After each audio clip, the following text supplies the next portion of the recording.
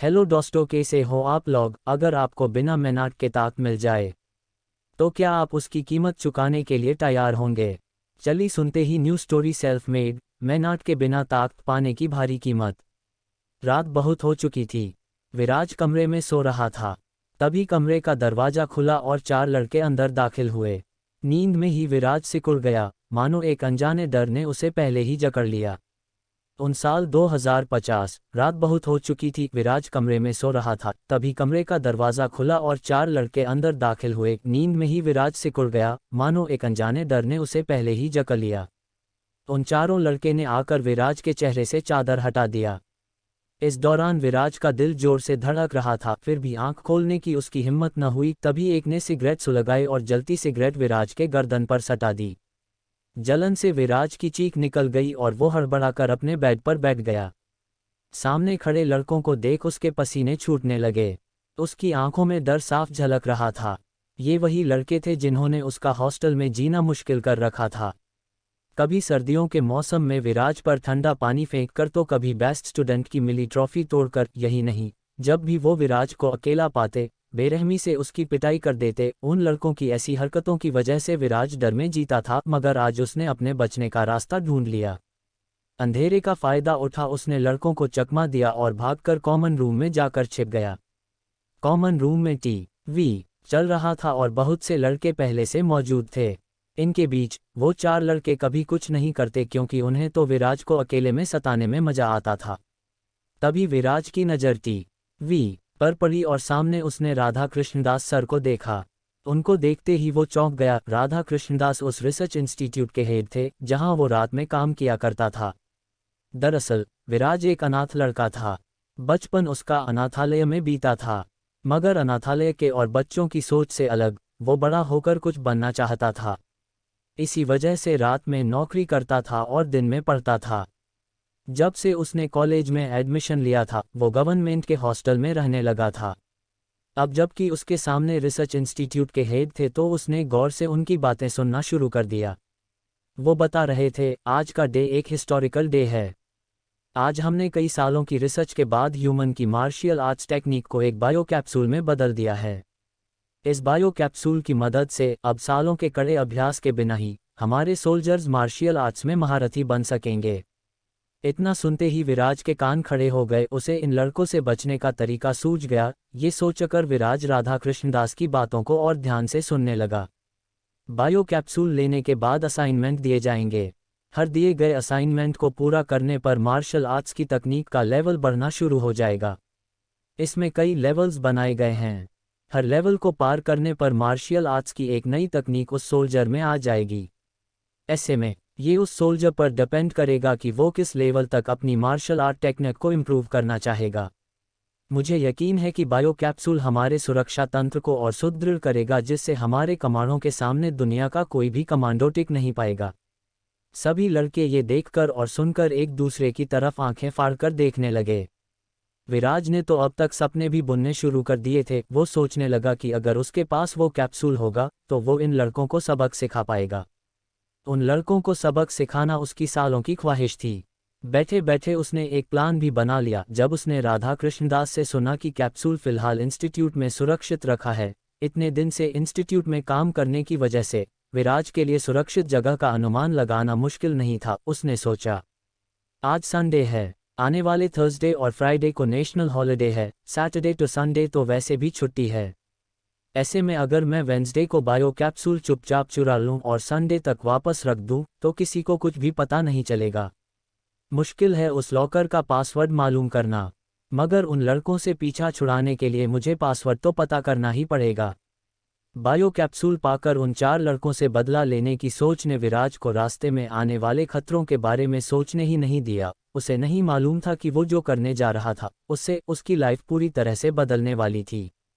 आने वाले 2 दिन विराज बायो कैप्सूल वाले रूम में बार बार किसी ना किसी बहाने जाता रहा। मकसद था पासवर्ड की गुत्थी सुलझाना। उसकी कोशिश कामयाब भी हुई। ट्यूसडे की रात विराज ने एक साइंटिस्ट को लॉकर का पासवर्ड डालते देख लिया। विराज का दिमाग काफ़ी शार्प था। दूर से ही उसने साइंटिस्ट के हाथों के मूवमेंट से पासवर्ड का अनुमान लगा लिया। उस रूम की चाबी उसके पास सफाई करते वक्त रहती थी। अब मंजिल पास थी सोचकर विराज के चेहरे पे मुस्कान तैर गई। इसी सोच के साथ अगले दिन यानी वेंसडे की रात विराज बायो कैप्सूल चुराने के लिए निकल पड़ा। जब वो रिसर्च इंस्टीट्यूट की बिल्डिंग के बाहर पहुंचा तो एक अनजाने डर ने उसके कदम रोक दिए। यूं तो उसे इंस्टीट्यूट में काम करते 3 साल हो गए थे, लेकिन आज उसे बिल्डिंग के अंदर जाने में घबराहट महसूस हो रही थी। ऐसी घबराहट उसने पहले कभी महसूस नहीं की थी। मन कड़ा कर उसने कदम बढ़ा दिए। बिल्डिंग से मेन गेट तक एक लंबा व सीधा रास्ता था। विराज उस रास्ते पर चलने लगा। रास्ते में काफी लोग आ जा रहे थे, हालांकि वो सब अपने काम में मगन जा रहे थे, मगर विराज को लग रहा था मानो सब उसे ही देख रहे हों। तभी उसने देखा कि 2 सिक्योरिटी गार्ड उसकी तरफ आ रहे थे। उसके शरीर से पसीने छूटने लगे, मगर सिक्योरिटी गार्ड उसके पास से निकल गए। ये देख उसने राहत की सांस ली। विराज धीरे धीरे आगे बढ़ रहा था। उसके हाथ पैर कांप रहे थे। उसने अपनी लाइफ में कभी चोरी नहीं की थी और आज सीधे DRDO के रिसर्च इंस्टीट्यूट में चोरी करने चला था। अपनी सोच में घिरा विराज सिक्योरिटी रूम पहुंच गया। यहीं से वो रोज सफाई के पहले चाबियां लेता था। सुरक्षा गार्ड ने चाबियों का बॉक्स उसकी ओर बढ़ा दिया। बॉक्स लेते समय उसके हाथ कांपने लगे। ये देखकर सुरक्षा गार्ड को अजीब लगा। उसने पूछा, क्या हुआ? तबीयत तो ठीक है तुम्हारी, इतना कांप क्यों रहे हो? विराज ने हिचकते हुए जवाब दिया, नहीं, कुछ नहीं, तबीयत ठीक है, बस थोड़ी कमजोरी है शायद। सिक्योरिटी पर्सन बोला, पहले कुछ खा लो फिर सफाई कर लेना। विराज ने कहा, ठीक है, मगर समय नहीं था उसके पास। उसे जल्दी से जल्दी लॉकर वाले रूम पहुंचना था, इसलिए फटाफट क्लीनिंग रूम में चला गया। वहां रोबो वैक्यूम रखा था। रोबो वैक्यूम लेकर रूम की सफाई करने लगा। वो सफाई करते हुए सबकी नज़रें बचाकर दूसरे फ्लोर पर आ गया। धीरे धीरे सफाई करते वो 3rd फ्लोर पर आ गया। देर रात हो चुकी थी। सभी एम्प्लॉइज अपने घर जा चुके थे। अब सिर्फ सिक्योरिटी गार्ड ही बचे थे। 3rd फ्लोर पर उसके अलावा कोई नहीं था। यही वो समय था जब वो चोरी को अंजाम दे सकता था। वो धीरे धीरे 3rd फ्लोर पर उस रूम की तरफ बढ़ने लगा जहां पर बायो कैप्सूल रखा था। तभी उसने सीढ़ियों पर किसी के तेजी से चढ़ने की आवाज़ सुनी। उसकी अंदर तक कंपी छूट गई। तेजी से उसने रोबो वैक्यूम को ऑन किया और गैलरी की सफाई करने लगा। उसका दिल जोर जोर से धड़कने लगा। वो आवाज़ सिक्योरिटी गार्ड की थी। उसने दूर से चीख कर कहा, अरे, अभी तक खत्म नहीं हुई सफाई? रोज तो तुम इस वक्त तक चले भी जाते हो। विराज ने ऊंची आवाज़ में कहा, हाँ, वो 4 दिनों की छुट्टी है इसलिए अच्छे से सफाई कर रहा हूँ। सिक्योरिटी गार्ड तब तक विराज के नज़दीक आ चुका था। सिक्योरिटी गार्ड ने तेज़ आवाज़ में कहा। इस पर सिक्योरिटी गार्ड कड़क होकर बोला, मैं यही खड़ा हूँ, जल्दी करो फिर साथ नीचे चलेंगे। ये सुनकर विराज निराशा से भर गया। पर तभी नीचे से किसी ने आवाज़ लगाई, सुखीराम, तुम्हें मैनेजर सर बुला रहे हैं, जल्दी आओ। ये 3रे फ्लोर वाला सिक्योरिटी गार्ड था। पुकार सुनकर सुखीराम ने विराज को घूर कर बोला, जल्दी निपटाओ। ऐसा कहकर वो चला गया। विराज ने लंबी गहरी राहत भरी सांस ली, पर अब उसके पास समय ज्यादा नहीं था। बिना समय गंवाए विराज बायो कैप्सूल वाले रूम के सामने पहुंच गया। वो चाबी के गुच्छे से उस रूम की चाबी ढूंढने लगा। हड़बड़ी में उसे रूम की चाबी मिल ही नहीं रही थी। थोड़ी देर में उसे अपनी गलती समझ में आई, उस गुच्छे में उस रूम की चाबी ही नहीं थी। इस बात को रियलाइज करते ही वो हताश होकर वही जमीन पे बैठ गया। अब तो किसी भी सूरत में कैप्सूल नहीं मिल सकता था। उसके पास दोबारा चाबी लेकर ऊपर आने की कोई गुंजाइश नहीं थी। अपनी हार और उन लड़कों का सोच उसके आंखों में आंसू भर गए। तभी उसके दिमाग की बत्ती जली। उसने तेजी से चाबी का बॉक्स खोला तो उसकी खुशी का ठिकाना न रहा। डर उस पे इतना हावी हो गया था कि उसने ध्यान भी नहीं दिया कि बॉक्स में दूसरी चाबी का गुच्छा भी था। उस गुच्छे में 3 चाबियां थीं, जिनमें से एक चाबी उस रूम की थी। तेजी से रूम का दरवाज़ा खोलकर विराज लॉकर के पास पहुंच गया। सामने लॉकर में बायो कैप्सूल रखे दिख रहे थे। अपनी उत्सुकता को दबाते हुए उसने तुरंत पासवर्ड डाल दिया। फिर सांस थामे लॉकर पर निगाहें गड़ाए खड़ा रहा। मन ही मन हनुमान चालीसा बुदबुदाता जा रहा था ताकि कोई अड़चन न आए। तभी लॉकर की स्क्रीन पर आया, पासवर्ड एक्सेप्टेड। ये देखकर उसे अपनी आंखों का विश्वास ही नहीं हुआ। मंजिल उसके सामने थी। खुद को भरोसा दिलाने के लिए उसने अपने हथेली को लॉकर के ऊपर फेरा और उसे खोलने की कोशिश की, मगर ये क्या! लॉकर अब भी नहीं खुला था। उसने अपने दिमाग पे जोर डाला और याद करने की कोशिश की। साइंटिस्ट के पासवर्ड डालते ही लॉकर खुल गया था। फिर अभी क्यों नहीं खुला? क्या रात भर में पासवर्ड बदल दिया गया, या उसने गलत पासवर्ड समझा? मगर पासवर्ड तो एक्सेप्ट हुआ। फिर क्या प्रॉब्लम हो सकता है? उसने एक बार फिर नज़र दौड़ाना शुरू किया। उसकी नज़र एक चीज़ पे आकर अटक गई, वो फिंगरप्रिंट स्कैनर था। ये देखकर उसके होश उड़ गए। उसने साइंटिस्ट को पासवर्ड डालते तो देखा था, मगर फिंगरप्रिंट देते नहीं। इतनी बड़ी भूल। तभी गैलरी से आवाज़ आने लगी। बाहर सुरक्षा गार्ड रूम का दरवाज़ा खुला देख चौकन्ने हो गए और 3-4 गार्ड एक साथ कमरे में दाखिल हो गए। उन्हें देखते ही विराज के आंखों के सामने अंधेरा छाने लगा। इतनी प्लानिंग करने के बाद भी वो फेल हो चुका था और अब गार्ड्स के अंदर आने से उसका पकड़ा जाना भी निश्चित था। विराज समझ चुका था कि बिना फिंगरप्रिंट के लॉकर खोलना पॉसिबल नहीं था। उधर गार्ड्स रूम में एंटर कर चुके थे, बचने का कोई रास्ता नहीं था। उसके आंखों के सामने अंधेरा छाने लगा। तभी उसके दिमाग की बत्ती फिर एक बार जली। उसने तुरंत अपना टॉर्च ऑन किया और इधर उधर रोशनी में खोजने लगा। तब तक गार्ड्स उसके पास पहुंचे और उसे वहां देख सवाल करने लगे। तुम यहाँ क्या कर रहे हो? इस कमरे में तुम्हारा आना वर्जित है, फिर कैसे आ गए? चाबी किसने दी? बोलते हुए एक गार्ड ने तुरंत विराज के सीने पे राइफल चिपका दी और हाथ ट्रिगर पे लगा दिया। विराज ने उन्हें देखकर बिल्कुल शांत भाव से कहा, अब मैं कुछ बोलूं? इतनी देर में उसने अपने बचाव का उपाय सोच लिया था। एक गार्ड ने सर हाँ में हिलाते हुए विराज को बात करते रहने का इशारा किया। विराज ने झटपट कहानी शुरू कर दी। मैं बाहर सफाई कर रहा था, जब मैंने इसका दरवाज़ा खुला देखा। मैंने अंदर झांका मगर मुझे कोई नहीं दिखा। मुझे लगा कहीं कोई अंदर तकलीफ में तो नहीं। यही सोचकर मैं अंदर आया और अभी खोज ही रहा था कि आप लोग आ गए। अब आप लोग आ गए हैं तो मैं जाता हूँ, मुझे इस अंधेरी कोठरी में रहने का कोई शौक नहीं। कहते हुए उसने राइफल की नोक को अपने सीने से हटाया और बनावटी मुस्कान के साथ वहां से निकलते हुए बोला, आप लोग मेरी तलाशी ले सकते हैं। अगर मुझ पे शक है तो मैं भला इस कोठरी से क्या चुराने आऊँगा? सब उसे शंकित नज़रों से देखने लगे कि एक गार्ड ने कहा, जाने दो इसे, मैं जानता हूँ इसे, ये आज तक मच्छर भी नहीं मार पाया है, ईमानदार है। सबके तने हुए चेहरे शांत हो गए और विराज चुपचाप निकल गया। कमरे के बाहर निकलने तक उसने अपनी बनावटी मुस्कान और कॉन्फिडेंस बरकरार रखने की कोशिश की, लेकिन जैसे ही बाहर गया, सरपट भागता हुआ सीढ़ियों के बीच जाकर एक कोने में छिप गया। फिर लंबी लंबी सांस लेकर खुद को शांत किया। उधर गार्ड्स रूम से निकले और बाहर एक बड़ा सा ताला लटका कर चले गए। उन्होंने ताला बदल दिया था। विराज की मुश्किल घटने की जगह बढ़ती ही जा रही थी, पर इस समय उसने अपना दिमाग फिंगरप्रिंट की समस्या को दूर करने पे लगाया। उसे अच्छे से याद था कि ट्यूसडे को साइंटिस्ट ने उस रूम में किन किन चीज़ों को हाथ लगाया था। उसने अलमारी में पीछे रखी एक कांच की बोतल को उठाया जिसे उस साइंटिस्ट ने रखा था। वो टार्च से उस कांच की बोतल पर फिंगरप्रिंट ढूंढने लगा। उसे उस साइंटिस्ट के फिंगरप्रिंट मिल गए। अब उसका टेक्नोलॉजी भरा दिमाग चलने लगा। वो तेजी से पास ही बनी लैब से 2-3 स्प्रे लेकर आया और बोतल के उन फिंगरप्रिंट्स पर उसने वो स्प्रे कर दिया। फिर एक ट्रांसपेरेंट पॉलीथीन पर उन फिंगरप्रिंट्स को छाप लिया। फिर उसने उस ट्रांसपेरेंट पॉलीथीन को उंगली की शेप में काट लिया और फिर उस ट्रांसपेरेंट पॉलीथीन को अपनी उंगली पर रख लिया। मगर अब उसके पास समय और कम हो गया था। ट्रांसपेरेंट पॉलीथीन को अगर अगले 15 मिनट्स में लाकर पे नहीं लगाया गया तो वो बेकार हो जाएगा। विराज को मालूम था ताला खोलना नामुमकिन होगा। उसने 2 मिनट आंखें बंद कर सोचना शुरू किया कि उसे ख्याल आया, मैं जहां से ये सफाई के सामान लेता हूं वहां एक हथौड़ी है। भागता हुआ वो उस कमरे में पहुंचा। सांस फूल चुकी थी पर रुकने का समय नहीं था। फटाफट हथौड़ा उठाया और ऊपर वाले माले की तरफ भाग। कमरे के बाहर पहुंचकर थकावट से गिर गया। विराज ने फिर भी हिम्मत की और अपनी पूरी ताकत लगाकर हथौड़ी से ताले पे प्रहार किया। 3 बार के बाद ताला टूट गया।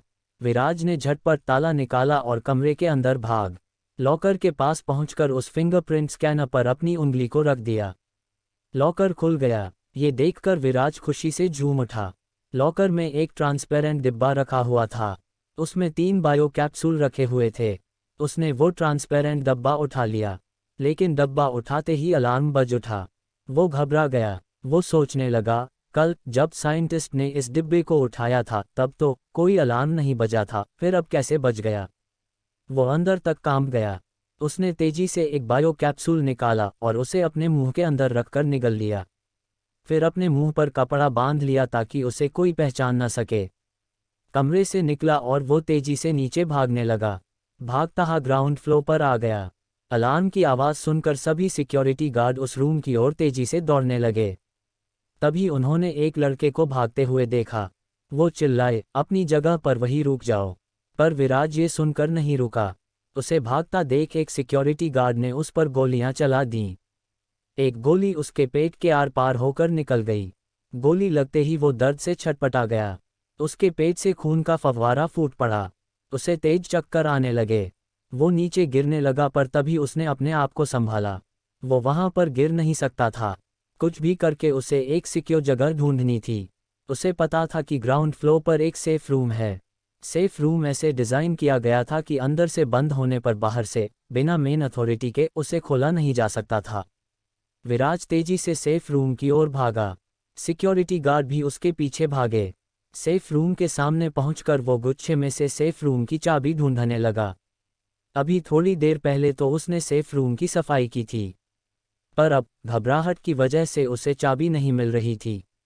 उसे पीछे से सिक्योरिटी गार्ड के जूतों के जमीन पर पड़ने की आवाज़ें सुनाई दे रही थीं। वो आवाज़ें तेजी से बढ़ती जा रही थीं। तभी उसे चाबी मिल गई। उसने कांपते हुए हाथ से चाबी को सेफ रूम के लॉक में डाला। दरवाज़ा खुल गया। दरवाज़ा खुलते ही उसने अंदर जाकर दरवाज़ा अंदर से बंद कर लिया। दरवाज़ा बंद होते ही दरवाजे पर एक गोली आकर लगी। गोली की आवाज़ विराज को अंदर तक हिला गई। अगर 1 सेकंड की भी देरी हो जाती तो वो गोली उसे लग जाती।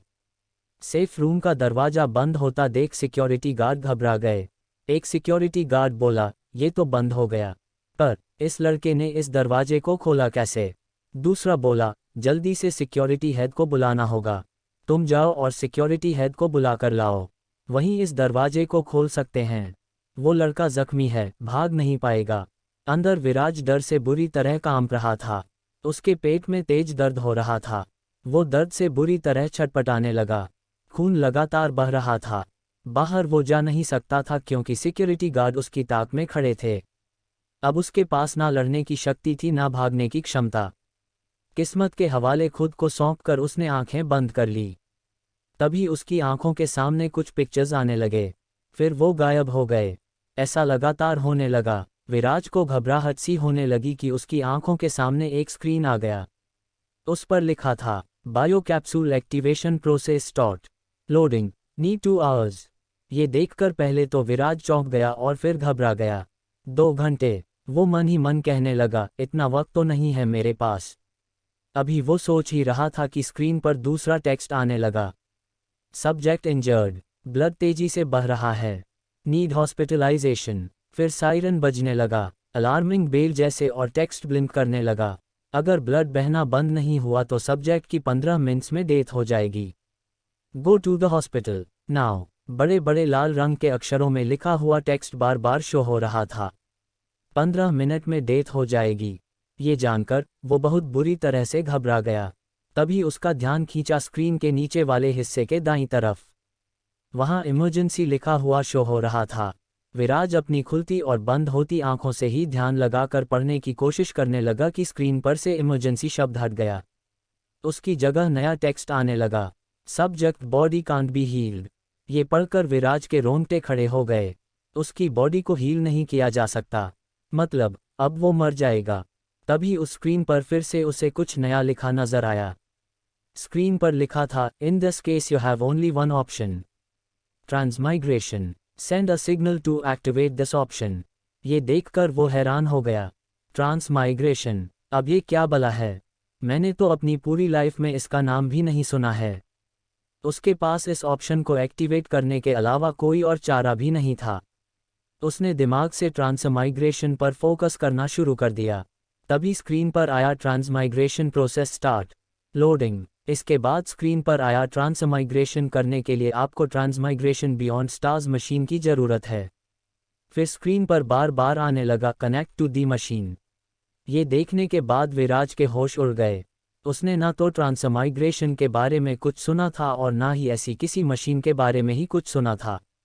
ऐसे में जब वो इस सेफ रूम में फंसा हुआ था और उसके पास कुछ मिनट की लाइफ ही बची थी तो वो कहाँ से इस अनजान मशीन को लेकर आए। वो समझ गया कि वो अब बचने वाला नहीं।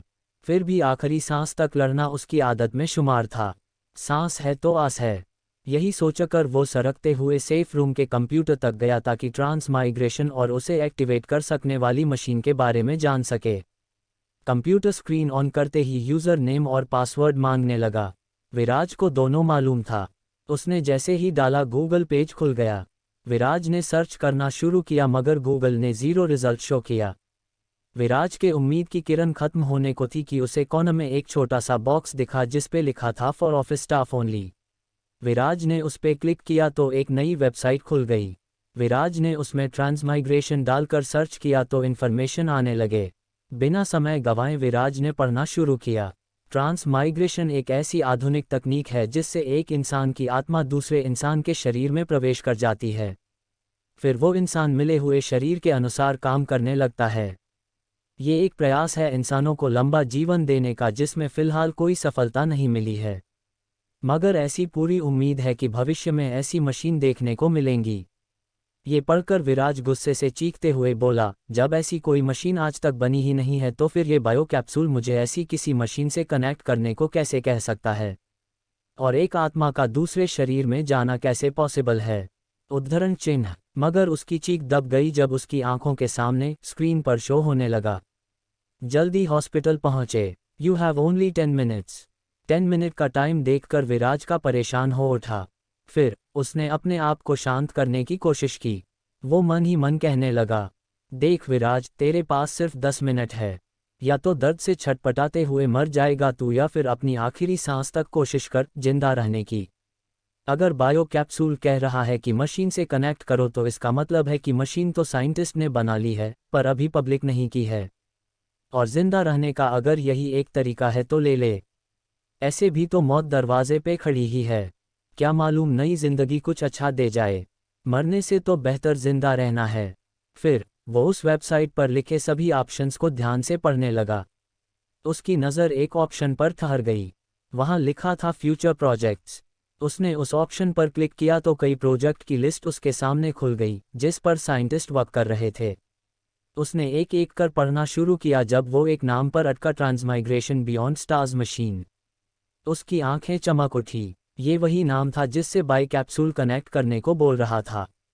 ये देखकर उसके दिल में फिर से उम्मीद की किरण जग उठी। उसने उस ऑप्शन पर क्लिक किया तो उस मशीन के बारे में डिटेल्स आने लगा। ट्रांसमाइग्रेशन बियॉन्ड स्टार्स मशीन को बनाने की शुरुआत आज से 20 साल पहले हुई। उस समय ये बस एक सोच थी, पर अब ये जल्दी ही एक हकीकत बनने जा रही है। इस मशीन को तैयार कर लिया गया है। हालांकि अभी ये मशीन अपनी पहली स्टेज पर ही है। अभी इसको कई एक्सपेरिमेंट से होकर गुजरना है, पर साइंटिस्ट का कहना है कि इस मशीन की मदद से हम एक शरीर की आत्मा को दूसरे शरीर में ट्रांसफ़र कर सकते हैं। मगर ये कहीं लिखा नहीं मिला कि वो मशीन कहाँ मिलेंगी। विराज को झल्लाहट हो रही थी। समय बीतता जा रहा था और मशीन का कुछ अता पता नहीं था। तभी उसने देखा कि नीचे एक लिंक दिया हुआ था। उस पर लिखा था इन्फॉर्मेशन अबाउट मशीन लोकेशन। उसने उस ऑप्शन पर क्लिक किया। वहाँ पर लिखा था कि मशीन एक रिसर्च इंस्टीट्यूट में मौजूद है। उसने जब ध्यान से उस इंस्टीट्यूट का नाम पढ़ा तो वो वही इंस्टीट्यूट था जहाँ विराज इस समय मौजूद था।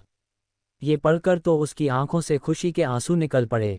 उसने आगे पढ़ना शुरू किया तो उसे पता चला कि मशीन 4th फ्लोर पर थी। ये पढ़कर वो हैरान हो गया। वो सोचने लगा, इसलिए किसी को भी 4th फ्लोर पर जाने की इजाज़त नहीं थी। वहाँ पर इस मशीन को तैयार किया जा रहा था, पर अब मैं वहाँ कैसे जाऊँगा? बाहर तो सिक्योरिटी गार्ड है जो मुझे बाहर निकलते ही पकड़ लेंगे। खून तेजी से बहता जा रहा था। स्क्रीन पर फिर शो हुआ, सब्जेक्ट के पास 7 मिनट बचे हैं। ब्लड नहीं रुका तो सब्जेक्ट 7 मिनट में मर जाएगा। उसकी नज़र मैप के एक कोने पर गई जहां पर सेफ रूम से सीधे 4th फ्लोर जाने का रास्ता दिख रहा था। ये देखकर विराज मन ही मन बुदबुदाया, मतलब सेफ रूम से सीधे 4th फ्लोर तक पहुंचा जा सकता है। उसने ध्यान से मैप को पढ़ा तो उसे रास्ता समझ आ गया। वो पूरी ताकत के साथ खड़ा हुआ और भागता हुआ कंप्यूटर रूम से बाहर आकर सेफ रूम में बने एक दूसरे रूम में चला गया। वहां पहुंचकर वो एक कोने में बनी अलमारी के पास चला गया, जिसमें किताबें, एक खिलौना के साथ और भी कई सामान रखे हुए थे। उसने उस खिलौने को 5 बार गोल गोल घुमाया। ऐसा करते ही अलमारी अपनी जगह से लेफ्ट की ओर स्लाइड होने लगी। कुछ ही सेकंड में विराज की आंखों के सामने उस अलमारी के पीछे बनी लिफ्ट आ गई। उसने लिफ्ट का बटन दबाया तो लिफ्ट का दरवाजा खुल गया। वो लिफ्ट के अंदर आ गया। वहां उसने देखा कि बटन प्रेस करने का केवल एक ही ऑप्शन था, 4th फ्लोर। उसने वो बटन प्रेस कर दिया। लिफ्ट का दरवाजा बंद हो गया और 12 सेकंड के बाद लिफ्ट का दरवाजा खुल गया। वो लिफ्ट से बाहर आ गया। उसने देखा कि वो एक गैलरी में था। उस गैलरी में दोनों तरफ कई कमरों के दरवाजे खुलते थे। यहाँ पर उसे ट्रांसमाइग्रेशन बियॉन्ड स्टार्स मशीन को ढूंढना था। वो सभी रूम की खिड़कियों से झांक कर देखने लगा कि कोई मशीन जैसी चीज़ उसे देखने को मिल जाए। तभी उसने एक रूम में एक बड़ी मशीन को देखा। वो समझ गया कि यही है ट्रांसमाइग्रेशन बियॉन्ड स्टार्स मशीन। वो रूम के भीतर आ गया। अंदर एक बड़ी और लंबी मशीन रखी थी जो देखने में बिल्कुल तोप जैसी लग रही थी। उसके पिछले हिस्से में बैठने के लिए एक कुर्सी बनी थी। अगले हिस्से में तोप की नली जैसी एक लंबी नली निकली हुई थी जो खिड़की तक जा रही थी। तभी उसके सामने स्क्रीन पर शो होने लगा, ब्लड काफ़ी ज़्यादा बह चुका है। सब्जेक्ट के पास 3 मिनट बचे हैं। कनेक्ट विद द मशीन सून। वो तेजी से जाकर उस कुर्सी पर बैठ गया। कुर्सी के साइड में एक गोल लाल बटन बना हुआ था जिस पर लिखा था स्टार्ट। उसने वो बटन प्रेस कर दिया। बटन प्रेस होते ही मशीन स्टार्ट हो गई।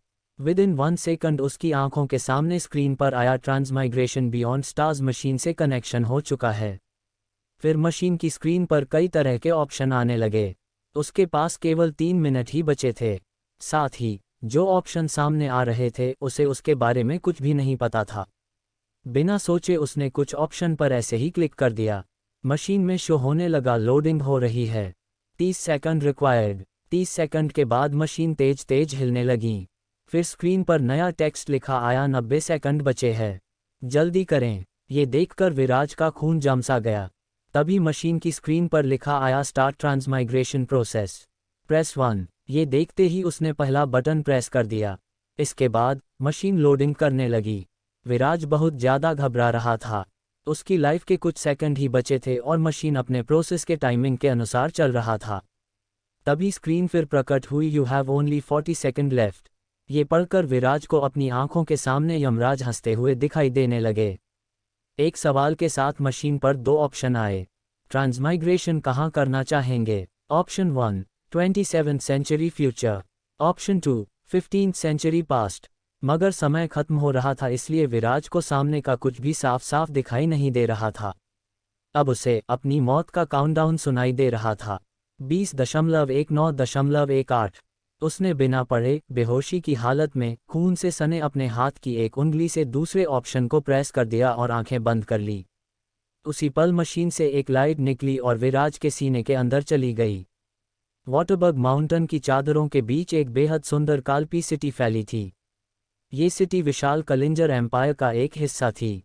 कलिंजर एम्पायर के ईस्ट में काल्पी सिटी पहाड़ों की सुंदर वादियों से घिरी अपनी सुंदरता के लिए फेमस थी। Kalpi city vast Kepler universe का ही एक हिस्सा थी। वास्ट कैप्लर यूनिवर्स में न जाने कितनी ही सिटी समाई हुई थी। काल्पी सिटी उन्हीं में से एक थी। इसी काल्पी सिटी के वाटरबर्ग माउंटेन की एक गुफा के अंदर विराज कई घंटों से बेहोश पड़ा था। तभी उसे होश आया और उसकी आंखें खुलीं। वो धीरे से उठकर बैठ गया।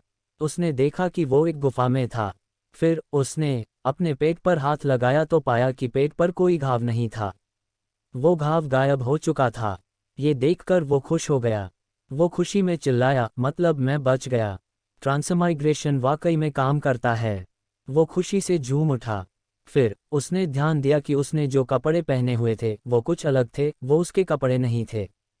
उसे ये देखकर बड़ी हैरानी हुई। धीरे धीरे उसे समझ आया कि जिस बॉडी के अंदर वो था उसकी बॉडी नहीं थी।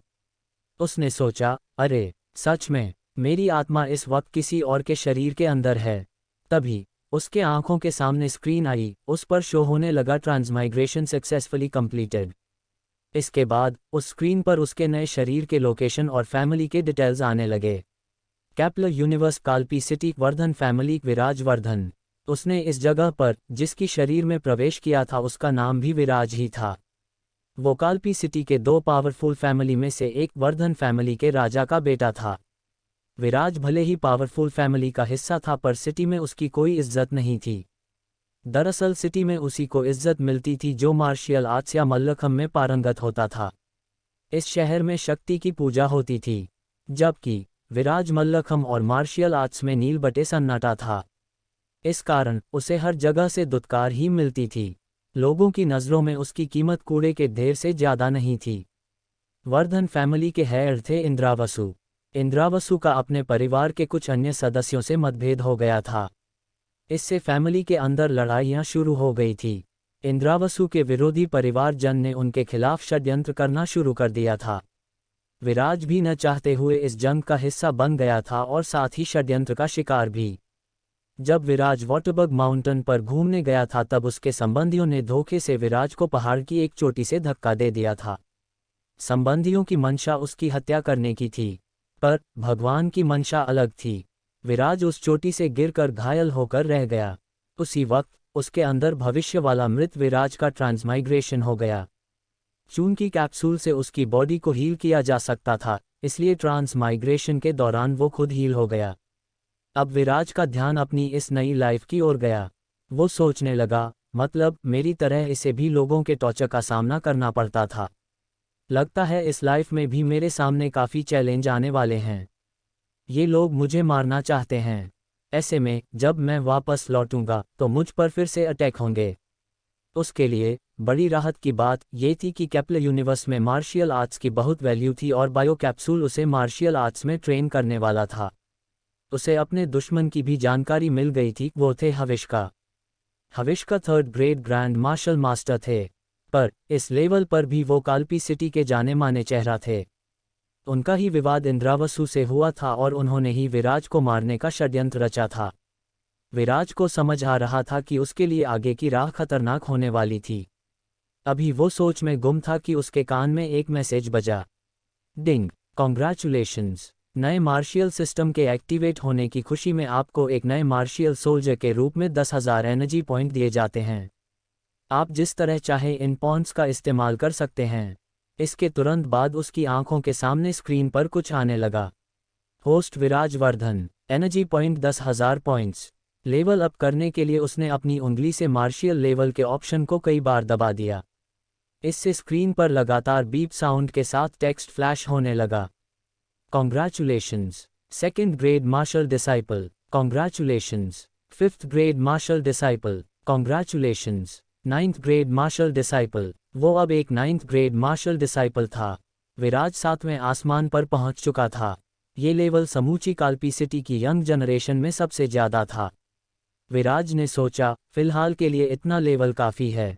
गुफा के बाहर आकर उसने वर्धन फैमिली के घरों की तरफ हाथ उठाते हुए कहा, मुझे जिंदा देखकर कुछ लोगों के होश उड़ने वाले हैं। वो तेजी से एक फुर्तीले गुरिल्ला की तरह गुफा से नीचे ढलान की ओर उतरने लगा। ठीक उसी समय एक लंबे पतले पहाड़ी रास्ते पर कई सारी टार्च की लाइट लाइन से जलती दिखी। बहुत से लोग तेजी से गुफा की ओर आ रहे थे। नीले रंग की ड्रेस पहने बड़ी बड़ी मूंछों वाले एक बेहद आकर्षक इंसान कारवां में सबसे आगे चल रहे थे। उनका नाम प्रणव था। प्रणव ने पीछे चल रहे अपने नौकर से पूछा, क्या तुम्हें पक्का यकीन है वो वहीं पर गिरे थे? नौकर ने धीमी आवाज में कहा, जी हाँ प्रणव सर। गायब होने से ठीक पहले उन्होंने कहा था कि वो उस पहाड़ की चोटी पर जा रहे हैं। पहाड़ की चोटी 400 मीटर ऊंची है। फिर उनके पास कोई मार्शियल स्किल भी नहीं है। ऐसे में यदि वो सच में वहां से नीचे गिर गए हैं तो उनके बचने की उम्मीद बहुत कम है। मेरा अनुमान तो यही कहता है कि वो वहीं मिलेंगे। ये सुनकर प्रणव गुस्से से बोले, चुप रहो, बेकार की बातें मत करो, नहीं तो तुम्हें भी उस पहाड़ से नीचे धक्का दे देंगे। ये सुनकर नौकर अंदर तक डर गया। उसका चेहरा पीला पड़ गया। वो चुप हो गया। प्रणव की नीली ड्रेस की तरह ही ड्रेस पहने हुए चेहरे पर हल्की सी कुटिल मुस्कुराहट लिए धाहिरा ने कहा, आप क्यों बेचारे नौकर को डरा रहे हैं? पिछले कुछ सालों में हम सब ने अपने तरीके से कोशिश करके देख ली थी, पर हुआ क्या? कोई भी विराज को मार्शियल आर्ट्स के पहले लेवल तक भी नहीं पहुंचा सका। इस वजह से वो लंबे समय से डिप्रेशन में चल रहा था। हो सकता है इस वजह से उसने चोटी से कूदकर आत्महत्या कर ली हो। धाहिरा वर्धन फैमिली का ही सदस्य था और परिवार के उस खेमे से आता था जिसका विवाद इंद्रावसु से चल रहा था। प्रणव को छोड़कर साथ चल रहे बाकी सभी लोगों को धाहिरा की बातें ठीक लग रही थीं। प्रणव ने अपने दांतों को गुस्से से रगड़ते हुए बोला, धाहिरा, मुझे अच्छे से पता है कि तुम्हारे दिमाग में क्या चल रहा है। तुम्हारी नज़र में भले उसकी कीमत एक कूड़े के ढेर जितनी हो, पर यह मत भूलो कि वो हमारे हेड का बेटा है। ये सुनकर धाहिरा ने आगे रास्ते की ओर इशारा करते हुए कहा, हाँ बिल्कुल, चलिए आगे चलते हैं और विराज को ढूंढते हैं। सभी लोग गुफा की ओर चलने लगे। कुछ दूर चलने पर उन्हें किसी के कदमों की आहट सुनाई देने लगी। सभी लोग वहीं रुक गए और आने वाले के कदमों की आहट पर फोकस करने लगे। उन्होंने गौर से देखा तो पाया कि सामने से विराज चला आ रहा था। विराज को सही सलामत देख प्रणव ने राहत की सांस ली और कहा, विराजवर्धन, कैसे हो तुम? कहाँ छुपे बैठे थे? मगर विराज को सही सलामत देख धाहिरा के होश जरूर उड़ गए। उसके साथ उसका बॉडीगार्ड गिरीश भी चल रहा था। गिरीश भी हैरान था कि इतनी ऊंचाई से गिरने के बाद भी विराज बच गया था। विराज को देखकर उन दोनों के चेहरे पर 12 बजने लगे थे। धाहिरा चालाकी और धूर्तता में एक माहिर खिलाड़ी था। विराज को जिंदा देख उसके पैरों तले की जमीन खिसक चुकी थी, पर वो एक शातिर लोमड़ी की तरह अपने अंदर के इमोशंस को छिपाकर शांति से खड़ा था। मैं एकदम ठीक हूँ अंकल प्रणव, विराज ने अपना सिर हिलाते हुए कहा। पर मुझे लग रहा है कि धाहिरा और गिरीश मुझे जिंदा देखकर खुश नहीं हैं। शायद इन्हें डर सता रहा होगा कि मैं दुनिया को बता दूंगा कि मुझे उस पहाड़ी की चोटी से धक्का देने वाले ये दोनों ही थे। ये सुनकर प्रणव गुस्से में आग बबूला हो गए। तुम लोगों की इतनी हिम्मत हो गई, इतना दुस्साहस कि हमारे हेड के लड़के को चोटी से नीचे फेंक दिया। क्या तुम्हें नहीं पता कि इसका अंजाम क्या होगा? ये सुनकर गिरीश पसीने पसीने होने लगा, पर धाहिरा एकदम शांत खड़ा रहा।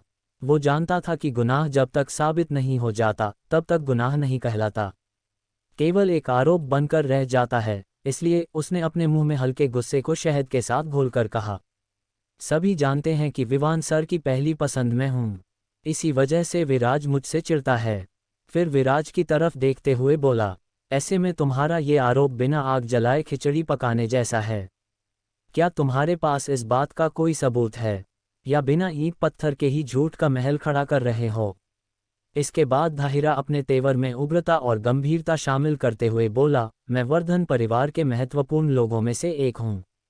तुम्हें क्या लगता है कि हमारे हेड और होविश का तुम्हारी इस कपटपूर्ण साजिश में तुम्हारा साथ देंगे? विराज ने इस बात को सुनकर कहा, अच्छा, तो तुम्हें अब सबूत चाहिए। ये बोलकर विराज ने निश्चय किया कि अब समंदर की गहराई में ही क्यों ना जाना पड़े, सबूत तो बाहर लाकर ही दम लेगा। कुछ देर सोचने के बाद उसकी आंखों में एक अलग ही चमक उभरी। ऐसा लगा कि सबूत उसके सामने ही था। वो तेजी से गिरीश के सामने जाकर खड़ा हो गया। अपने हाथों की उंगलियों को मिलाकर एक साथ ऐसे कर लिया जैसे कि वो कोई तलवार हो। फिर उसने उंगलियों की तलवार गिरीश की छाती की ओर बढ़ा दी। विराज के उंगलियों के तेज और सटीक रफ्तार को देखकर प्रणव अचंभित रह गए। उनके मुंह से सहसा निकल पड़ा, वाह क्या रफ्तार है, इतनी महीन मार्शियल आर्ट्स। विराज मुस्कुरा कर रह गया। ट्रांसमाइग्रेशन की वजह से विराज के साथ दो बातें बहुत अच्छी हुई थीं। पहली की बायो कैप्सूल की मदद से वो मार्शल आर्ट्स में बहुत जल्दी महारथी बन गया था, और दूसरी की वो एक अमीर फैमिली के हेड के बेटे के शरीर में था। हेड का बेटा होने की वजह से मिलने वाले चुनौतियां भी बड़ी होने वाली थी। इन बड़ी चुनौतियों के दम पर अगले लेवल में जाने के लिए मिलने वाले सभी असाइनमेंट पूरा करना उसके लिए आसान होने वाला था। गिरीश को विराज के इतने फाइन मूवमेंट समझ नहीं आए, इस वजह से उसने विराज के सामने से हटने में कोई जल्दबाजी नहीं दिखाई। बस उसकी इसी सोच ने उसके कफन का इंतजाम कर दिया। जैसे ही विराज की उंगलियां तलवार की तरह उसके सीने में घुसी, वैसे ही उसकी शर्ट में एक छेद हो गया। उस छेद के अंदर से एक लॉकेट चमचम चमकने लगा। फिर लॉकेट बाहर आया और उस लॉकेट पर लिखा नाम दहकने लगा। वो नाम था विराज। उसके उंगलियों के एक प्रहार से गिरीश की शर्ट में छेद होता देख प्रणव अपनी जगह पर ही कुछ देर के लिए सन खड़े रह गए। जब वापस यथार्थ में आए तो उनका ध्यान उस लॉकेट पर गया। नाम पढ़ते ही वो चीखे, गिरीश, तुम ये बताओ कि विराज का लॉकेट तुम्हारे गले में क्या कर रहा है? प्रणव का ये सवाल सुनकर गिरीश को सांप सूंघ गया।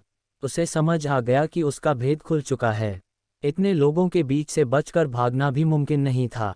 उसके दिमाग में तो बस एक ही ख्याल आ रहा था कि वो विराज की गर्दन पर चाकू रखकर विराज को बंदी बना ले और वहां से फरार हो जाए।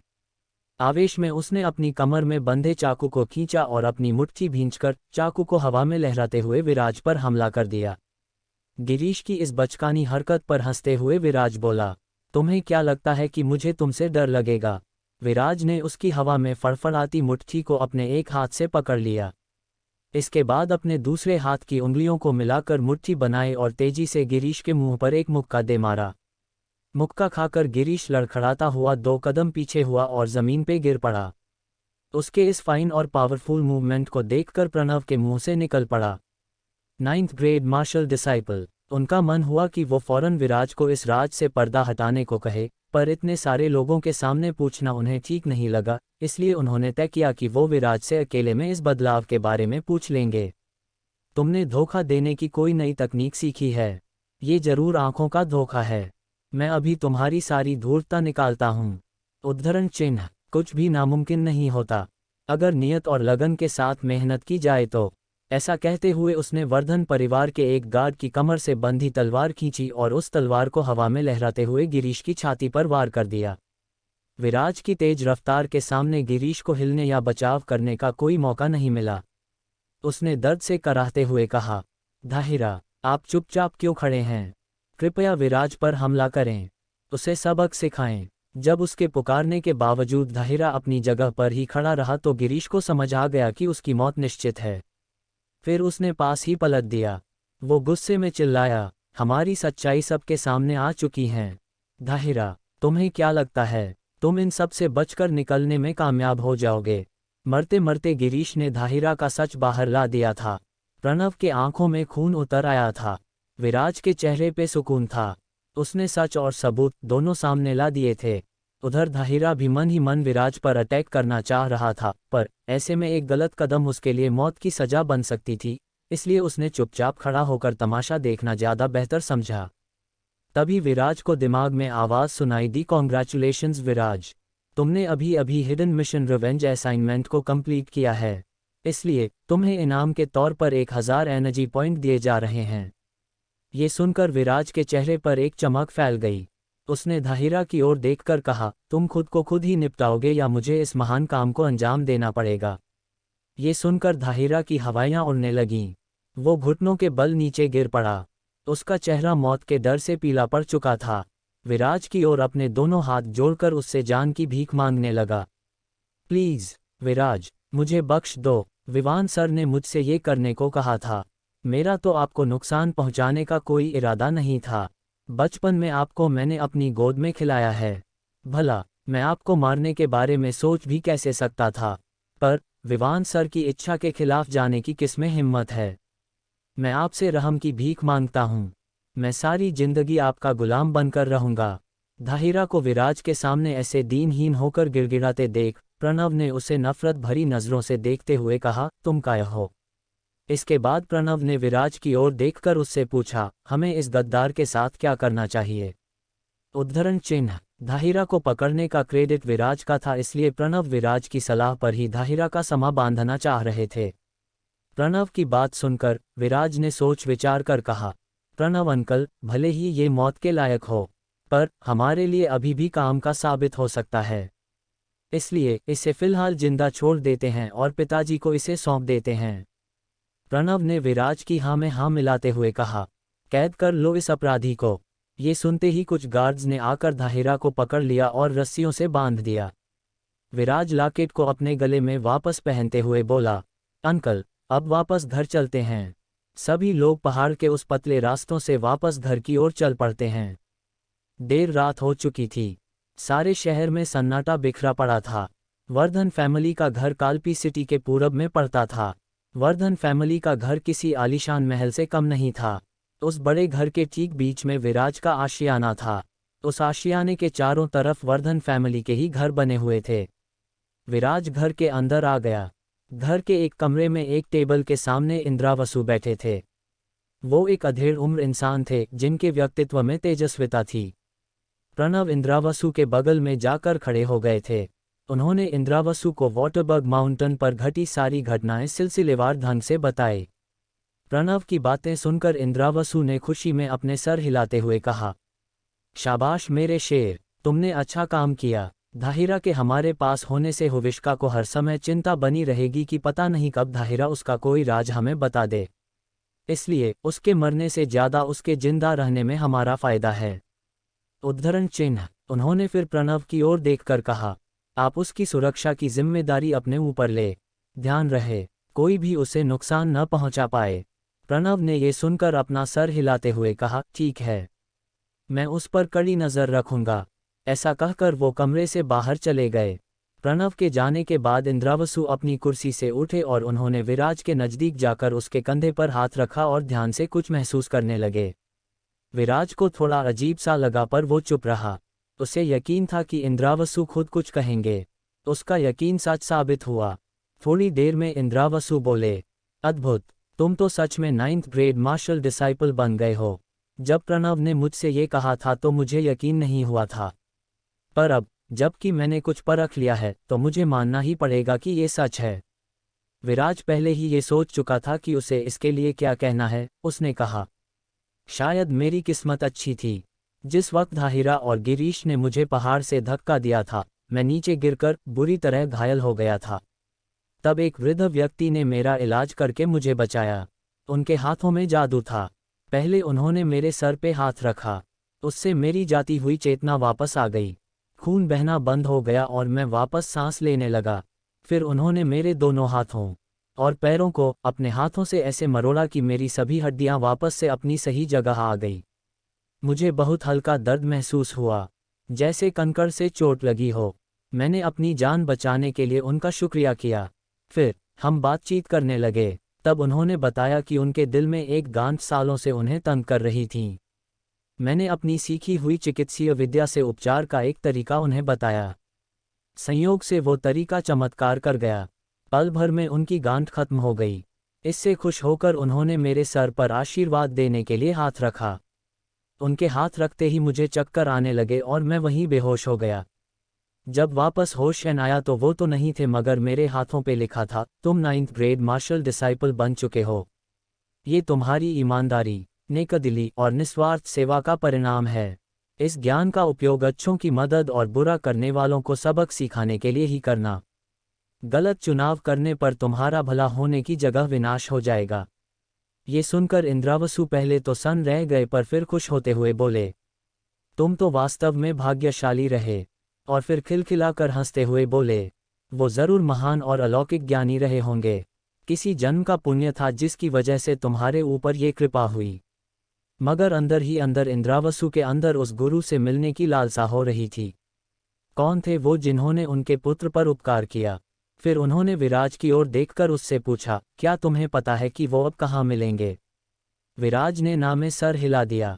इंद्रावसु सोचने लगे, एक बार मेरी उससे मुलाकात हो जाए तो मुझे समझ आ जाएगा कि वो इस काल्पी सिटी में किस काम के लिए आए थे और इस उपकार के पीछे कारण क्या था। अकारण तो कोई मदद नहीं करता और ना सिर्फ एक गांठ खोलने की वजह से ये ज्ञान दिए होंगे। कुछ तो राज है इसके पीछे। विराज उन्हें सोच में गुम देखता रहा मगर टोका नहीं। तब विराज को अपने सामने चुपचाप खड़ा देख इंद्रावसु ने कहा, अब तो तुम एक 9th ग्रेड मार्शियल डिसाइपल हो गए हो।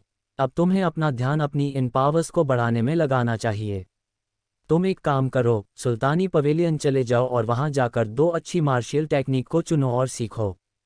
15 दिनों बाद काल्पी मार्शल मुकाबला होने वाला है। मैं जरूर चाहूंगा कि तुम टॉप 10 में अपनी जगह बनाओ। ये सुनकर विराज ने गंभीरतापूर्वक कहा, क्या आपको नहीं लग रहा कि आप अपने बेटे को कम आंक रहे हैं? यदि मैं इस मार्शियल मुकाबले में उतरूं और पहला स्थान भी न जीत सकूं तो फिर मेरा ऐसे मुकाबले में भाग लेने का क्या फ़ायदा? ये सुनकर इंद्रावसु हंसने लगे और बोले, तुम महत्वाकांक्षी हो गए हो। मेरे बेटे हो तो होना भी चाहिए। उद्धरण चिन्ह। Kalinjar school of martial arts वो जगह ही जहां पर जीनियस लोगों को ही चुना जाता था। इसके बाद वो खुशी के भंग में झूमते हुए बोले, ठीक है, अगर ऐसा है तो अगर तुम मुकाबले में पहला स्थान लेकर आते हो तो मेरी तरफ से तुम्हें इनाम के तौर पर एक कम शक्तिशाली मगर बहुत उपयोगी अंगूठी मिलेगी। उसी समय बायो कैप्सूल के सिस्टम की आवाज़ विराज के कानों में गूंजने लगी। डिंग, कॉन्ग्रेचुलेशंस विराज, 15 दिनों बाद होने वाला ये मार्शियल मुकाबला ही तुम्हारा अगला असाइनमेंट है। यदि तुम इस मुकाबले में अव्वल आओगे तो तुम्हें इनाम के तौर पर 50,000 एनर्जी पॉइंट दिए जाएंगे और साथ में एक लकी ड्रॉ टिकट भी मिलेगा। ये सुनते ही विराज के चेहरे पर एक मंद मुस्कान आ गई। 50,000 पॉइंट मतलब मार्शियल लेवल में और बढ़ोतरी। वो सोचने लगा कि अब तो मुकाबले में फर्स्ट आना ही होगा। फिर वो अपने पिता की ओर देखकर बोला, पिताजी, फिर तो आपको अंगूठी अपने पास मंगा लेना चाहिए। बहुत जल्दी आपको इसे मुझे देना ही पड़ेगा। ये सुनकर इंद्रावसु खुशी से हंसते हुए बोले, जाओ, जाकर आराम करो, मुझे विवान के हारने के बाद उसके दादा के चेहरे की हवाइयाँ उड़ते देखना है। विराज अपना सर हिलाते हुए कमरे से बाहर चला गया। विराज के जाने के बाद इंद्रावसु वापस से उस ज्ञानी व्यक्ति के बारे में सोचने लगे। फिर महल से बाहर निकलकर वाटरबग माउंटेन की तरफ निकल पड़े। सुबह हो चुकी थी। विराज अपने कमरे में बिस्तर पर गहरी नींद में सो रहा था। सूरज की रोशनी खिड़की से आंखों पे पड़ रही थी। इससे उसे आंखों में थोड़ी चुभन महसूस हुई और उसकी आंख खुल गई। ये सुबह उसके लिए बेहद खास थी। सिर्फ एक रात में उसकी जिंदगी पूरी तरह बदल चुकी थी। वो उठकर बैठा ही था कि उसकी आंखों के सामने स्क्रीन आने लगी। स्क्रीन पर उसका मार्शियल लेवल शो रहा था, पर जिस बात ने अचानक उसका ध्यान अपनी ओर खींच लिया था वो सचमुच ही आश्चर्यजनक थी। रात भर में एनर्जी पॉइंट बढ़कर 6800 हो गए थे, यानी उसके पास 6000 एक्स्ट्रा पॉइंट थे। ये देखकर उसका चेहरा खिल उठा। वो मन ही मन बड़बड़ाया, मतलब मैं फिर से अपने स्किल्स अपग्रेड कर सकता हूँ। उसने फौरन अपना हाथ तेजी से उठाया और मार्शियल लेवल कॉलम पर क्लिक कर दिया। ऐसा करते ही 2000 पॉइंट कट गए। तभी उसके सीने के अंदर गर्म हवा का गोला बनना शुरू हो गया, जो धीरे धीरे बड़ा होता गया और उसके पूरे शरीर में फैल गया। इसके बाद एक गर्म हवा की लहर उसके दिमाग से होते हुए उसके हाथों और पैरों में दौड़ गई। उसका पूरा शरीर तेज व सफ़ेद रोशनी में चमक उठा। यही नहीं, उसके शरीर से सफ़ेद रंग की रोशनी निकलने लगी। शरीर में गर्म हवा की लहरें चलने लगीं। विराज को सिर्फ गर्मी महसूस नहीं हो रही थी बल्कि दिख भी रही थी। परेशान हो विराज ने अपना मुंह खोला तो गर्म हवा उसके मुंह से बाहर निकलने लगी, फिर हवा में गुम हो गई। तभी उसे कानों में सिस्टम की आवाज़ सुनाई देने लगी, डिंग, कॉन्ग्रेचुलेशंस विराज, तुम अब एक फर्स्ट ग्रेड मार्शल मास्टर बन गए हो। ये सुनकर विराज अंदर तक खुश हो गया। वो अपने अंदर एक अलग ही ताकत महसूस कर रहा था। उसने सोचा। इसके बाद उसने बिना झिझके मार्शियल आर्ट वाले कॉलम पर कई क्लिक कर दिया। उसके क्लिक करते ही एनर्जी पॉइंट तेजी से घटने लगे और उसके दिमाग में बायो कैप्सूल सिस्टम की आवाज़ें आने लगीं। Ding, congratulations martial technique learner, ding, congratulations martial technique pinnacle, bell is insufficient for next upgrade. Viraj ने स्क्रीन पर देखा तो उसके पास अभी 290 पॉइंट बचे थे। उसने फिलहाल इन पॉइंट्स को इस्तेमाल ना करने का फैसला लिया और अपने बिस्तर से उतरकर कमरे से बाहर आ गया। विराज को कमरे से बाहर जाता देख वर्धन परिवार के नौकर उसे बड़ी इज्जत से नमस्कार करने लगे थे। विराज के जाने के बाद वे आपस में बातें करने लगे। तुम्हें नहीं लगता कि आज विराज जी कुछ अलग ही लग रहे थे? एक नौकर बोला। दूसरे ने जवाब दिया, तुमने नहीं सुना क्या? अरे, जब विराज सर वाटरबग माउंटेन पर घूमने गए थे तो धाहिरा और गिरीश ने उन्हें वहां से धक्का दे दिया। वे भाग्यशाली थे कि बच गए और साथ में 9th ग्रेड मार्शल डिसाइपल बन गए। ये सुनकर पहला नौकर चौंकते हुए बोला, अच्छा, फिर तो विराज जी की ताकत वर्धन फैमिली के पहले -10 शक्तिशाली लोगों में से किसी एक जितनी हो चुकी है। दूसरा बोला, नहीं ऐसा नहीं है, और भी कई लोग हैं जो इस लेवल पर है। साथ की तीसरी पीढ़ी में एयाना, विवान और भी कई हैं जो इस लेवल से आगे है। विराज उन नौकरों की बातें सुनकर भी अनसुनी करता हुआ घर से बाहर निकल गया और काल्पी सिटी के उत्तर में स्थित एक बड़े बाजार की ओर चल पड़ा। चलते चलते उसने अपने दिमाग से एयाना और विवान की जानकारी मांगनी शुरू कर दी। थोड़ी ही देर में उसके स्क्रीन पे सभी जानकारी आने लगी। एयाना उसकी राइवल थी। वो वर्धन परिवार से आती थी। एक वही थी जो मार्शियल टेक्निक के पिनेकल लेवल तक पहुंच गई थी जब वो 15 साल से भी कम उम्र की थी। उसे Kalinjar school of martial arts द्वारा चुना गया था। Kalinjar school of martial arts में सिर्फ जीनियस बच्चों या युवाओं को ही चुना जाता था। चूंकि वो हेवंस प्राइड थी, इसीलिए Kalinjar school of martial arts के गुरुजनों के लिए खास थी। एयाना के बाद वर्धन फैमिली की तीसरी पीढ़ी में विवान को सबसे ज़्यादा ताकतवर माना जाता था, जो कि मार्शियल टेक्निक में बिगनर लेवल पर ही था। समूची जानकारी लेते हुए विराज को एहसास हुआ कि वो मार्केट पहुंच चुका था। मार्केट से वो काल्पी विद्यालय की ओर बढ़ने लगा। ऐसा कहा जाता था कि काल्पी विद्यालय में आप कई तरह की मार्शियल आर्ट्स टेक्निक को खरीद सकते थे, पर विराज का लक्ष्य मार्शियल टेक्निक को खरीदना नहीं था। वो तो वहाँ के अखाड़े के स्टूडेंट्स को चैलेंज करने जा रहा था। कालपी विद्यालय में एक अखाड़ा था जहाँ पर सभी लेवल के स्टूडेंट्स के लिए मुकाबले होते रहते थे। ऐसे स्टूडेंट्स जिनका लेवल कम होता था, उन्हें इन मुकाबलों में हिस्सा लेने पर काफ़ी लाभ मिलता था। उनकी मार्शियल टेक्निक इससे काफ़ी सुधर जाती थी। इस वजह से इस अखाड़े में मुकाबला करने को ऐसे स्टूडेंट्स हमेशा तैयार रहते थे। बिना एनर्जी पॉइंट खर्च किए मार्शियल स्किल को सुधारने का विराज के लिए ये सबसे तेज और सुरक्षित तरीका था। रास्ते में कुछ लड़के विराज को रोक लेते हैं। उन लड़कों में एक लाल रंग की ड्रेस पहने सड़क के बीचों बीच खड़ा था। उसने विराज को देखते हुए कहा, मुझे पता चला है कि भगवान तुम्हारे ऊपर कुछ ज़्यादा ही मेहरबान हो गए हैं। तुम एक कचरे से 9th ग्रेड मार्शल डिसाइपल बन गए हो। फिर तो तुम बधाई के हकदार हो, क्योंकि अब तुम सुअर की तरह नाली में पड़े रहने वाले जानवर न रहकर सड़कों पर भौंकने वाला एक कुत्ता बन चुके हो। उसे देखकर और उसकी बातें सुनकर विराज सोचने लगा कि अब ये कौन है। दिमाग पर जोर डालने पे उसे याद आया कि वो लड़का वर्मन फैमिली का माधव था। वर्धन फैमिली के अलावा वर्मन फैमिली कालपी सिटी की महत्वपूर्ण फैमिली थी। माधव एक समय वर्मन फैमिली के टॉप जीनियस में से एक गिना जाता था, पर एक दुर्घटना की वजह से वो अपनी महानता बरकरार नहीं रख पाया। हुआ यूं था कि इयाना माधव से मार्शियल आर्ट्स में काफ़ी आगे थी। माधव उससे जीतना चाहता था। इसके लिए उसने गलत और वर्जित तरीकों का इस्तेमाल करके इयाना को हराने की कोशिश की। माधव ने जैसे ही दांव का इस्तेमाल किया, इयाना ने साजिश भांप लिया। मुकाबले के दौरान ही इयाना को एहसास हो गया, क्योंकि उसे सही दांव और वर्जित दांव दोनों के बारे में जानकारी थी। बेईमानी से जीतने की कोशिश देखकर इयाना को गुस्सा आ गया। इससे पहले कि माधव उसे चोट पहुंचा पाता, इयाना ने उत्कृष्ट दर्जे की स्किल दिखाते हुए माधव पे इतने प्रहार किए कि उसे गंभीर चोट आ गई। अगर माधव के परिवार वाले और अखाड़े के लोग माधव की मदद को ना आते, तो माधव की इयाना के हाथों मौत निश्चित थी। माधव को ठीक होने में 1 साल से भी ज़्यादा समय लगा। इतने लंबे समय में वर्मन फैमिली के कई युवा माधव के लेवल से बहुत आगे निकल चुके थे। जब वो ठीक हुआ तो फैमिली के अंदर भी उसकी कोई खास रेप्यूटेशन नहीं बची थी। चूंकि अब इयाना पहले के लेवल से कहीं आगे निकल चुकी थी और वो इयाना का बाल भी बांका नहीं कर सकता था, तो अपनी फ्रस्ट्रेशन वो विराज पर निकालता रहता था। अपने चेहरे पर गुस्सा लाते हुए विराज बोला, फिलहाल तो तुम भौंक रहे हो।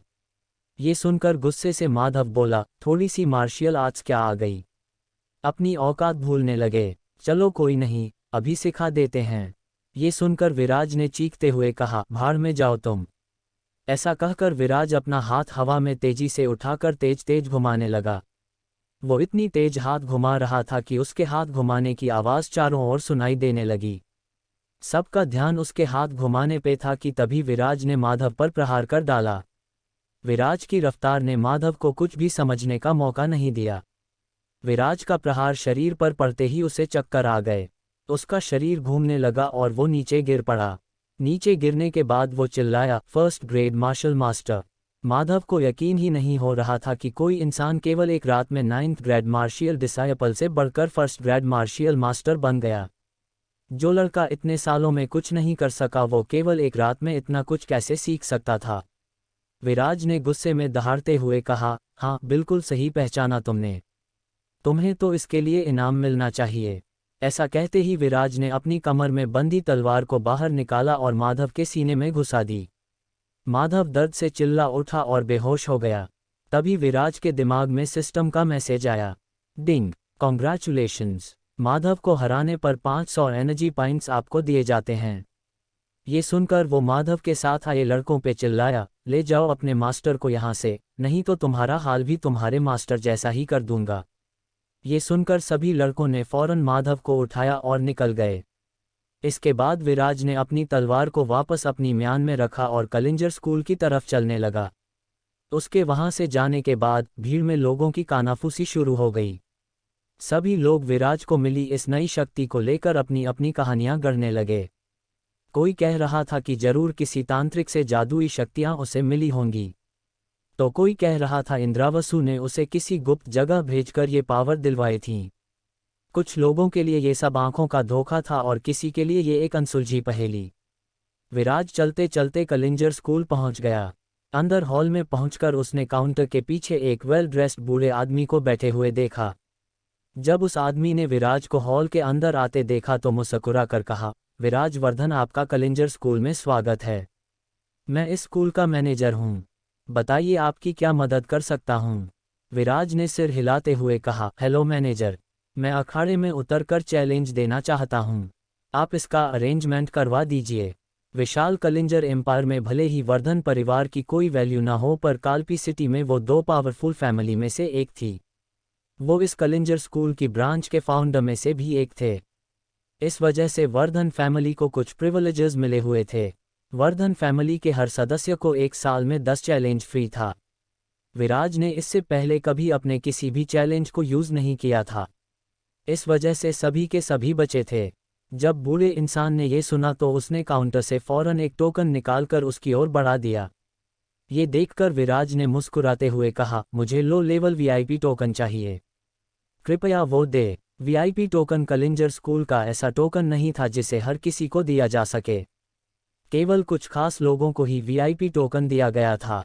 पूरे कालपी सिटी में वर्धन और वर्मन फैमिली की तीसरी जनरेशन में केवल इयाना को ही वीआईपी टोकन मिल पाया था। इसके अलावा सिर्फ दोनों परिवारों के हेड को वीआईपी टोकन मिला हुआ था। ऐसे में वीआईपी टोकन उसे ही मिल सकता था जिसके पास कोई बहुत स्पेशल स्किल हो। बूढ़े आदमी ने धीमी आवाज में कहा, विराज, हमें अभी अभी पता चला है कि आप 9th ग्रेड को पछाड़कर फर्स्ट ग्रेड मार्शियल मास्टर बन चुके हैं। ये इस कालपी सिटी में एक बहुत बड़ी उपलब्धि है। आपने जीनियस परफॉर्मेंस दी है, इसलिए आपको वीआईपी टोकन देने के लिए एक्सेप्ट किया जाता है। ऐसा कहकर बूढ़े इंसान ने विराज को लो लेवल वीआईपी टोकन दे दिया। विराज को इस बात पर कोई आश्चर्य नहीं हुआ कि उस बूढ़े इंसान को उसके फर्स्ट ग्रेड मार्शियल मास्टर बनने के बारे में पता था। कलिंजर स्कूल का इंफॉर्मेशन नेटवर्क बहुत फास्ट था। अब वे ये जानने में दिलचस्पी ले रहे थे कि उसकी क्षमता में कितनी बढ़ोतरी हुई थी। इसलिए उन्होंने उसे आसानी से वीआईपी टोकन दे दिया। टोकन लेते हुए विराज ने उस बूढ़े इंसान को थैंक यू कहा। तभी उसके दिमाग में सिस्टम की आवाज़ फिर गूंज उठी, ding, congratulations, low level VIP token मिलने की खुशी में आपको 2000 एनर्जी पॉइंट दिए जा रहे हैं। सिस्टम की आवाज़ सुनने के बाद विराज के अंदर एक हल्की सी खुशी की लहर दौड़ गई। उसने उस बूढ़े आदमी की तरफ देखकर कहा, क्या आप मेरे लिए ध्यान कक्ष खुलवा सकते हैं? मैं चैलेंज से पहले थोड़ा ध्यान करना चाहता हूँ। बूढ़े आदमी ने अपना सिर हिलाते हुए कहा, बिल्कुल, क्यों नहीं। वो विराज को काउंटर के पीछे बने एक दरवाजे के पास ले गया। दरवाजे पर हल्का सा नॉक किया। तभी एक बहुत ही हैंडसम आदमी उस ध्यान कक्ष से बाहर आया।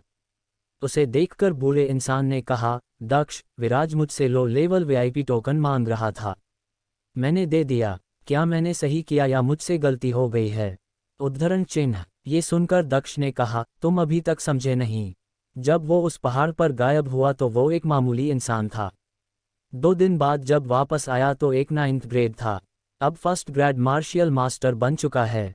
ऐसा तभी हो सकता है जब कोई महान एक्सपर्ट उसे इस लेवल तक पहुंचने में मदद करे।